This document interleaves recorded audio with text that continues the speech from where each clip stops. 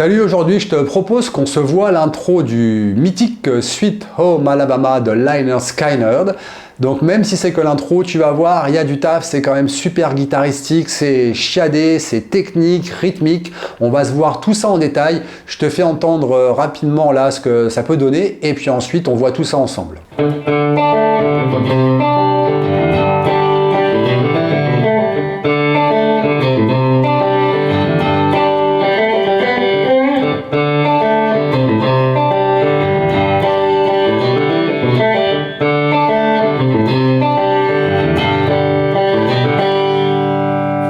On va démarrer comme ça là sur le Ré, hein, le Ré en power chord, base de Ré majeur, mais on va le prendre que ça. Important quand même de conserver les doigts 1 et 3 pour ce qu'on va faire après. Ici, main droite, on va aller chercher 2 fois la basse. Et pour que ça groove, impératif, il faut vraiment piquer la première basse. Piquer, ça veut dire qu'on coupe le son. Il suffit pour ça de reposer le médiator sur la corde et tout de suite ça coupe le son. Alors que la deuxième, elle est tenue. Donc ce qui fera ça, 3, 4 et... Ensuite, on va partir ici, du Ré, et on va descendre. Moi, je le fais en économie picking. Hein. Voilà, voire sweeping carrément. Hein, vraiment là, on a une note par corde. Donc...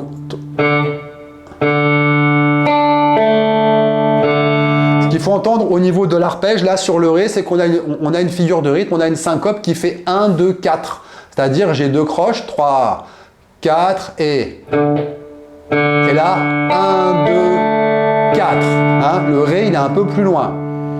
Ensuite, j'enlève le 1, mais je laisse le 3. Je viens chercher ici simplement la base de Do. Et puis déjà, la base, 2 croches. Après, il y a une subtilité sur ça, mais on se la rajoute après. Pareil, piqué tenu. Et puis ici, même motif. Donc, on refait depuis le début et on va aller donc le Ré, piqué tenu, je descends. La base de Do, piqué tenu. Et puis je descends pareil. Et là, basse de Sol.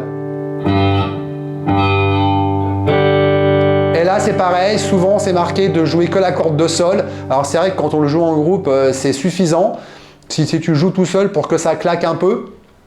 Moi, je prends corde de Ré et Sol pour rendre l'accord un peu plus consistant. D'ailleurs, j'ai une version de ce morceau-là que j'ai arrangé moi à la guitare acoustique pour jouer tout seul. Je sais pas, dis-moi en commentaire si ça t'intéresse que je fasse un tuto sur ça. Maintenant, ce qu'on va faire, c'est qu'on va se caler ça pour entendre déjà comment ça tourne, parce que ça, c'est la base, et ensuite, on va intercaler entre des petites phrases. Je vais mettre un métronome à 50, et puis tu me suis. Déjà, peut-être, écoute une fois comment ça sonne. On est en double croche quand même, attention. 3 et 4 et...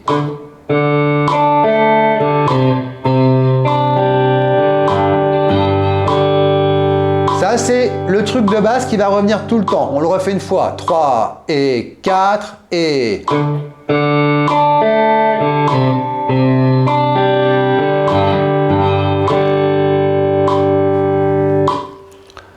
Une fois que tu as ça, on va se caler donc la première phrase. On est dans la pentatonique mineure de Mi, première position avec corde à vide. Si tu la connais pas, je te l'affiche hein, en diagramme à l'écran.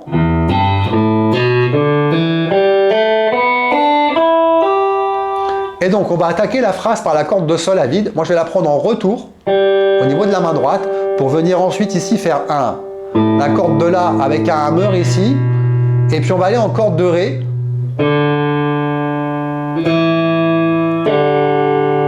Donc ici sur la corde de Ré, tu peux faire staccato, staccato, pull-off.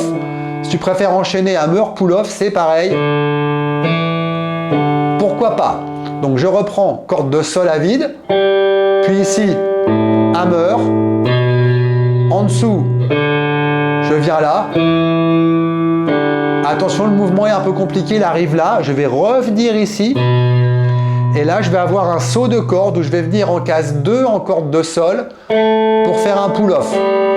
Donc moi, je trouve ça plus confortable quand je suis ici d'aller chercher ma corde de Sol avec le 3e doigt, mais j'ai beaucoup d'élèves qui, quand ils sont là, préfèrent faire ça parce que ça leur semble plus logique. Donc déjà, tu mémorises cette phrase-là. Je te la refais tout doucement, juste tout droit, une note par temps.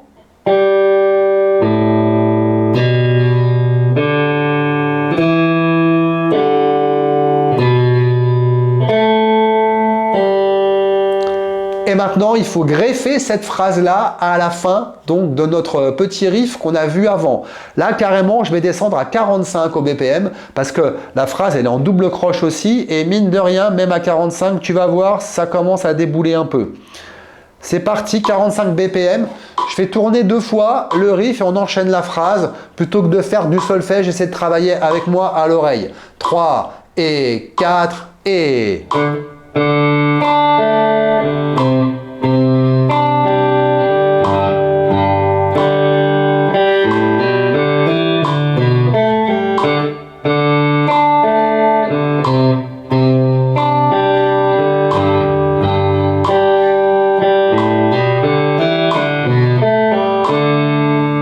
Si tu souhaites progresser à la guitare avec une vraie méthode de vrai enseignant, je me permets de t'informer que j'ai conçu plusieurs formations en ligne pour travailler différents domaines tels que l'improvisation, le rythme et la technique. Toutes mes formations sont pensées et réalisées pour te faire profiter au maximum de ma pédagogie acquise auprès de centaines d'étudiants qui sont passés par ma classe depuis plus de 20 ans. Mes formations ont déjà été plébiscitées par près de 2000 guitaristes. Les avis de mes élèves que tu peux consulter sur mon site parlent d'eux-mêmes. Si tu souhaites en savoir plus, je t'invite à consulter les vidéos de présentation de mes formations. Tu trouveras le lien en description sous cette vidéo. Je te dis à très bientôt. Phrase 2. Donc là, ce qu'on a vu avant, c'est la phrase 1 et c'est aussi la phrase 3. Il y a un cycle de 4. On la met premier cycle et troisième cycle. Hein. Donc, tu as déjà vu la moitié du truc. Hein.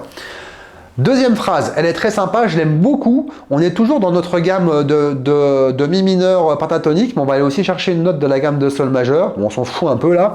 On va attaquer par la corde de sol. Moi, je trouve ça plus naturel sur ce mouvement-là d'attaquer encore une fois ma corde de sol en retour. Puis je vais venir ici en case 2, doigt 1, et je vais exécuter un pull-off, c'est-à-dire... Puis là, je vais refaire le même mouvement. Je vais prendre ma corde de sol encore en retour. Là, je vais venir en case 4 avec mon troisième doigt et même mouvement pull-off. Donc déjà...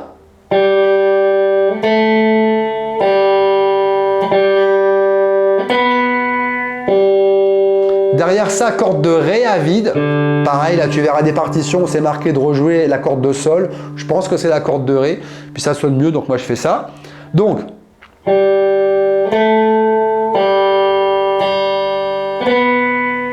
Corde de Ré en retour aussi.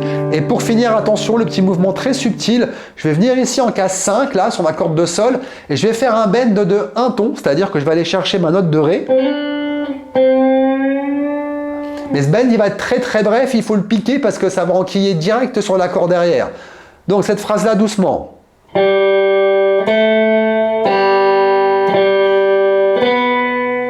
Le Ré à vide. Et le bend ici derrière. Donc pareil, bosse là un petit peu, accélère là et tu me rejoins ensuite. 45 BPM, on met le riff juste avant et on l'enchaîne. 3 et 4 et...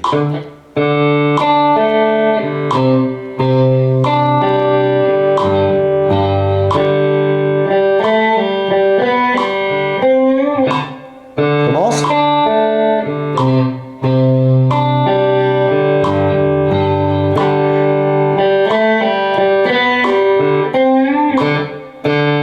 J'ai vraiment la petite difficulté sur cette phrase, c'est je sors du bend et tout de suite il faut que je repique ma corde de Ré à vide. Donc déjà, on peut se faire un petit truc où on tourne en alternance l'une et l'autre. C'est sympa. On y va, toujours à 45 pour que ce soit pas trop dur. 3 et 4 et...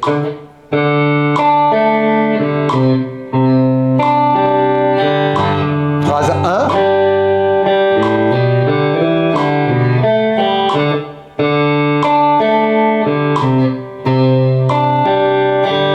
Phrase 2.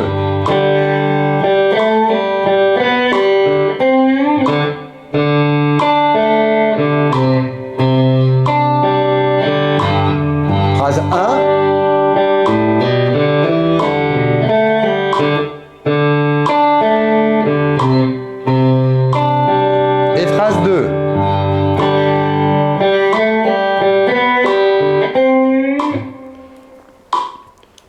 là, vu que je te montre que l'intro, on a quasiment fini. Il reste la dernière phrase qui va donc lancer au couplet.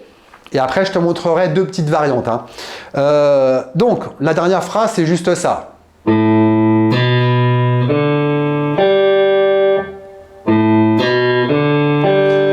À laquelle tu peux rajouter le sol, pareil, là, sur la quatrième au double croche pour la lancer comme ça. Ça agrémente un petit peu plus, hein, parce que n'oublions pas quand même que Lynyrd Skynyrd, il y avait quand même pas mal de guitaristes. Hein. Ça remplissait pas mal. Donc, juste ça. Pas très dur, mais on se la cale quand même une fois en rythme. 3 et 4 et...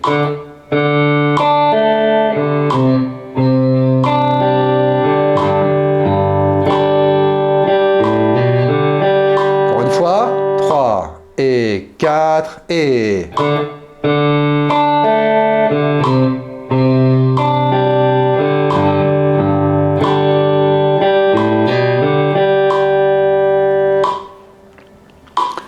On s'enchaîne une fois toute l'intro comme ça. Donc premier tour phrase 1, deuxième tour phrase 2, troisième tour phrase 1 et puis quatrième tour phrase 4. Et après je te montre une subtilité que eux ils font, enfin d'ailleurs c'est dans la chanson, hein, mais que tu peux rajouter dans un second temps. Deux variantes. On y va, c'est parti. 3 et 4 et...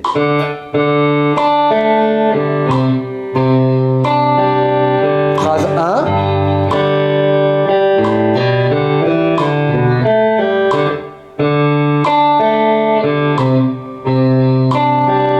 Phrase 2.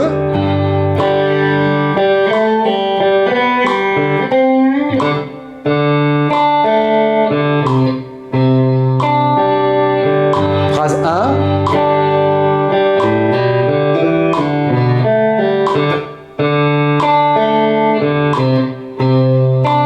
Et phrase 4.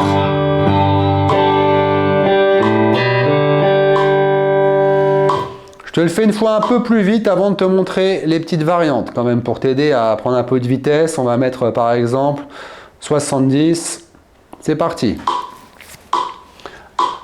3 et 4 et... Phrase 1.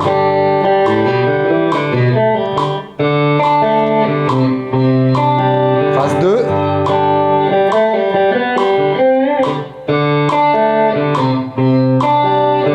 Phrase 1.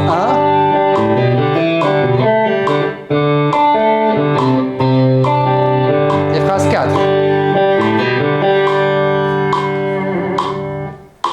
Sur les basses ici, sur le dos, en réalité, il faut un mouvement un tout petit peu plus compliqué que deux croches piquées tenues.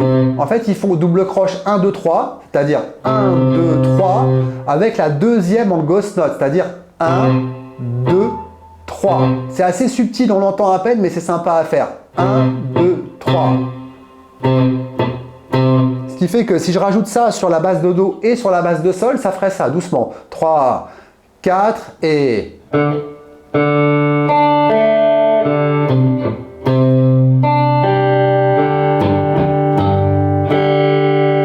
Voilà, donc ça, bon, j'ai beaucoup d'élèves qui le font pas parce que ils trouvent ça un petit peu dur, mais ça n'est pas tant que ça quand tu te penches sur la question et ça rend vachement bien.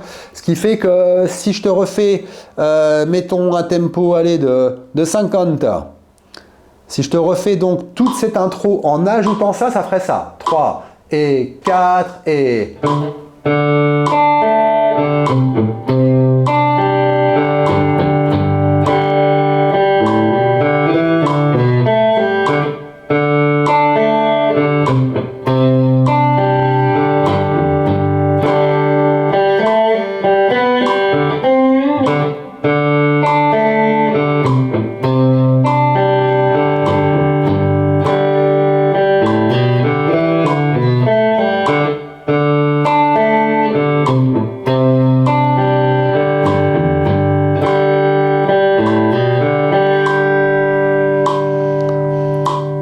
La deuxième chose, c'est que dans la chanson, le petit motif là d'arpège, en fait, il fait que sur les deux premiers tours, et après, à la place, il plaque un peu les accords comme ça.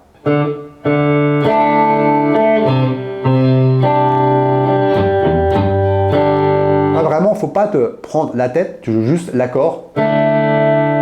Pour le Ré, pour le Do, tu peux prendre, si tu n'es plus aussi, l'accord complet, c'est le Do à 9 comme ça. Et le Sol complet, hein. Voilà, c'est comme ça. Donc aussi faire.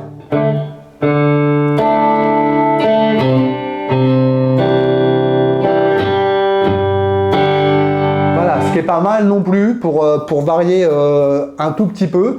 Pour finir cette vidéo, bah justement, je te fais ça à 50 avec toutes les variantes. 3 et 4 et...